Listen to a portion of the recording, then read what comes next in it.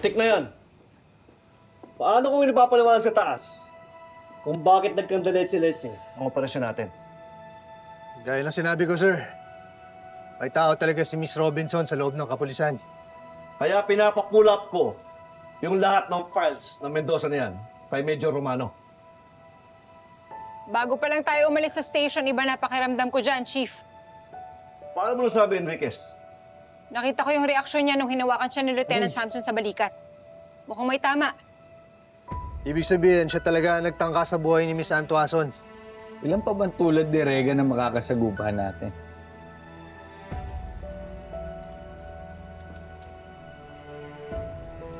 Chief. Ano yan, Noble? Concealed weapon ni Lieutenant Mendoza. Mukhang ito na nga talaga ang murder weapon.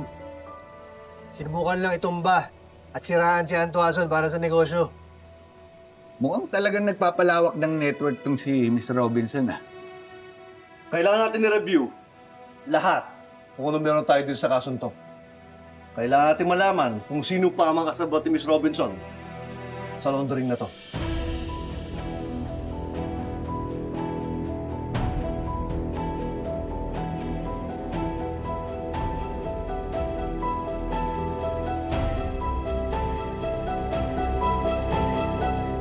Sabi ko naman sa'yo, Mayor, ako na dapat ang pinakilos mo sa Vince na yun eh. Kung ako yung kumilos doon, di na mangungulit sa utol mo yun. Hindi. Doing that will crush my sister. Yun lang. Pero alam mo, bahala na sila, Roman. Basta ako, manatapos ko na yung mga turnover ng mga negosyo ko. Ang lupit nga ng diskarte mo, Mayor eh. Tsaka huwag ka maglala, mukha namang nasa mabuting ang kamay. Kaya hindi ng mga taong pinag-iwanan mo eh. Speaking of that, kamusta na pala yung mga deliveries kay Mrs. Robinson? Swabe ba? Walang tumatawag pa eh, wala pang nag-update eh. Mukha naman. Siguro naman.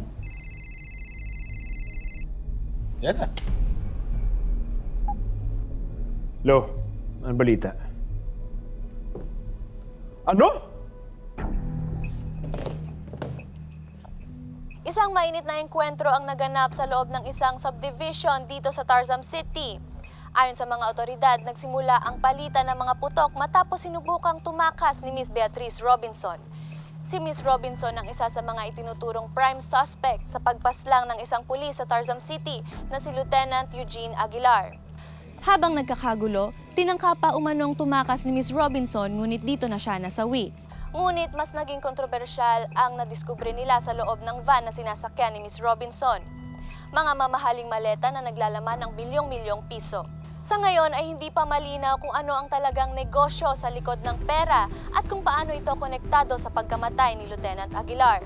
Pero ayon sa mga otoridad, malaki ang posibilidad na money laundering ang pinakamodus ni Miss Robinson. What the hell?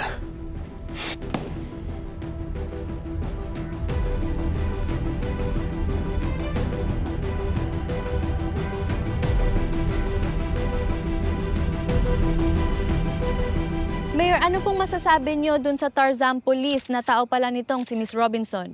Sa ngayon, ginagawa po ng kapulisan natin ang lahat para matukoy ang pinakaugat ng korupsyon na ito. Ano pong mangyayari dun sa pera na nakuha sa van? Ang estimated amount po nito ay 118 million pesos. Gusto ko po itong ipasok sa city funds para magamit ng mga tao ng Tarzan. That's all for now. Thank you very much.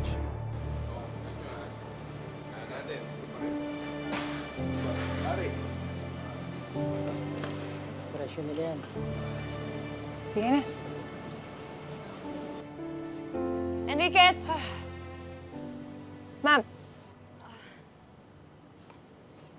Gusto ko sanang magpasalamat sa'yo kasi niligtas mo yung buhay ko. Utang na loob ko sa'yo yung buhay ko. Good job. ma'am, check ko lang ha. Ito naman, oh. Nagtithank you na nga ako sa'yo, eh. Check ko lang kasi parang hindi ko okay.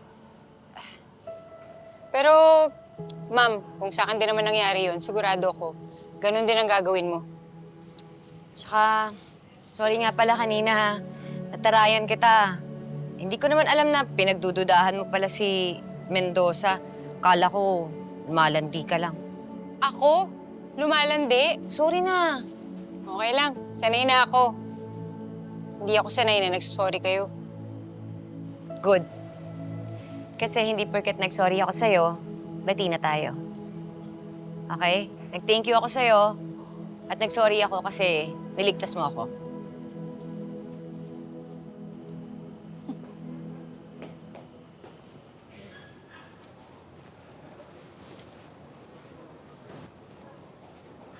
Sir, Konde, tira mo sa tasa. Kasi tara.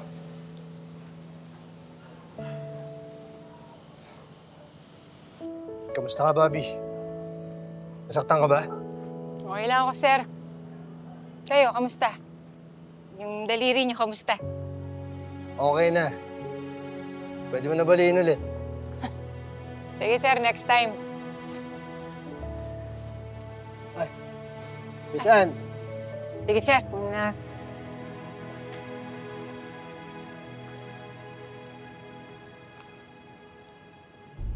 May something kayo nun, no? ako aminado. Pero may boyfriend na yun eh. Sus, boyfriend lang, atras ka na? Pero anyway, Tonyo, maraming salamat ha. Dahil linigtas mo ako, pati na rin yung negosyo. Wala ho yun, Miss Ann. Trabaho lang. Salamat.